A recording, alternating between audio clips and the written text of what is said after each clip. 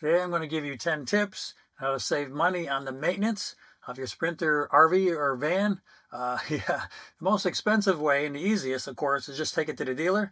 But yeah, expect to pay a couple $100s an hour for some tech to do the oil changes or whatever. But anyway, my goal is not to get a perfect score on maintenance records, but to get good value for my money. Here are 10 things I do to save money on my maintenance. Yeah, you can pick and choose and do whatever you want, but let's start with the easiest first. Yeah, you can save a little money on your fuel. I use Gas Buddy, and I just go to the cheapest station that's convenient along the way. The only thing I do is try to avoid the B20 biodiesel. So I don't know, it's going to be around the same cost. Some stations have it, some don't, but if you do use it, it won't hurt your engine, but you do have to increase your maintenance interval. So instead of going 20,000 miles on an oil change, you're probably looking at 10. And you'll have to change your fuel filter more often too, because the B20 is a really good lubricant and it can loosen up deposits in your tank and then plug up your fuel filter. Second thing is, yeah, don't buy those additives. Mercedes-Benz does not recommend adding any fuel additives. They have a whole bunch of ones for cleaning your injectors or doing this and that, whatever, but it's just an extra expense that's not really necessary. The diesel fuel itself has enough solvents and stuff in it that's made to work in a diesel engine, and those seem to work fine. Yeah, some people do use the fuel injector and they have good luck with it, and they say the engine runs better afterwards, but there's also a bunch of people that say, no, the engine ran poorly because the fuel injector cleaner cleaned their fuel tank also, loosened up deposits, and then that got plugged into the fuel filter and the injectors, and so whatever. Next we have your tires. Yeah, there's really no reason to rotate your tires on an RV with dual wheels because the back wheels are kind of sensitive to wheel size, so you want to keep them matched. As a matter of fact, if your one wheel size is like a 1/4 of an inch taller or has more tread on than the other ones, it's really not good for your system. You lose traction. It throws more load onto one tire and less on the other. So yeah, there's all kinds of drawbacks. Personally, I never rotated my tires. The back tires seem to wear out well as a set. Front tires wear a little bit different, but as long as you get the front tires aligned when you get new ones, you should be fine. To check the tread depth on your dually tires, they should match each other within, like 1/8 of an inch or less. Yeah, and also have the same air pressure within 2 psi. That way they will both wear consistently and give you the best performance.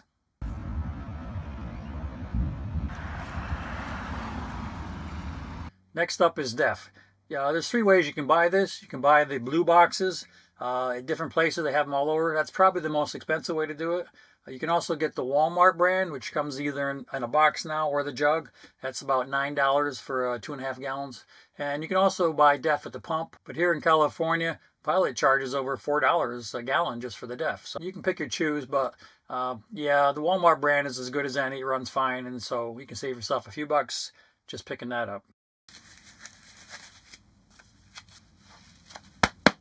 Okay, when do you replace the chassis battery? Well, my RV is 9 years old now and it's still on the original battery and it's still working fine. But I will say that I do have a trickle start and that maintains the battery voltage so it doesn't run low. So it lasts a long, long time. So I'm not concerned about it, failing, whatever. If it does start to get a bit weaker, then the engine turning over will be a little slower. Just use your boost switch.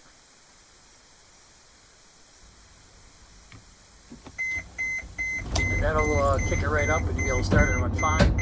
And then when you need to, then you can replace it.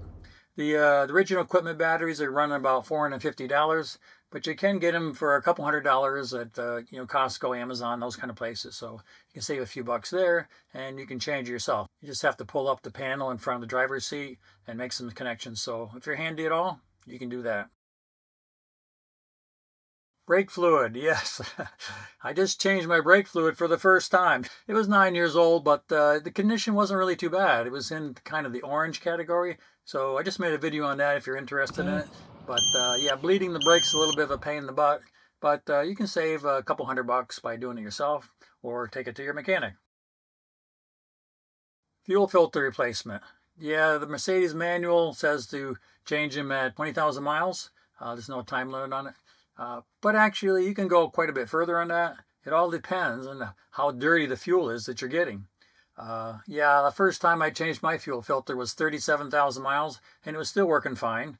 If it does get plugged up, you'll notice that you lose a little power at high RPMs.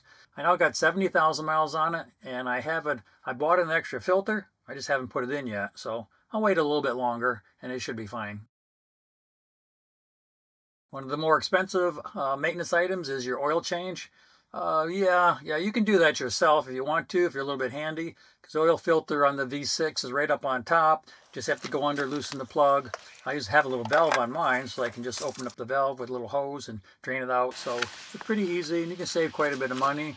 I was quoted $1,100 at the dealer, and I can do it for a couple $100, including parts and filters and oil and all that kind of stuff. So you can also go 20,000 miles between oil changes. Yeah, I changed mine at 17,000, 37,000, 53,000, and 64,000. I sent out the oil sample to Blackstone and got them tested, and they said, yeah, the oil was fine. I could have gone even further with it. In the old days, I used to change oil a lot more frequently, but then the oil wasn't as good, and it's a lot better today. Okay, transmission flush. For this one, I actually went to the dealer to have the work done because I don't have a cleaning place to do it. And if you're on your back in the gravel and stuff that I have here, you're just asking for trouble getting dirt in there, and that's not a good thing, get dirt in your transmission pan. Anyway, they changed the fluid, gave me a new filter, new gasket, even drained the converter. This was at 47,000 miles, and he said, yeah, you could probably go about 60,000 before you really should change it. Well, I've heard between 40 and 60,000 miles. It's perfect. That is so somewhere in there. You nailed it. Whenever it's convenient. Yep. So yeah, 60,000 miles with transmission fluid changes is fine. Another thing you can do to save money is take your RV to a mechanic that you trust and skip the Mercedes-Benz dealer. Yeah, the dealers are pretty nice. They have really clean facilities, but they charge a lot and the free snacks just don't make up for it. In conclusion, my opinion is that Mercedes is very conservative in their maintenance. They're trying to give maintenance for all kinds of conditions, dusty, dirty, Amazon van type of stuff, stop and go, whatever. So that is for the worst case.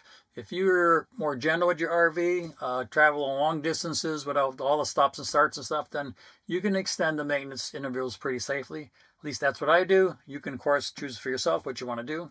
Otherwise, if you have some other ideas on how to save money, let me know. I read the comments every day. So anyway, until then, this is Grandpa Ron, and I'll see you on the road.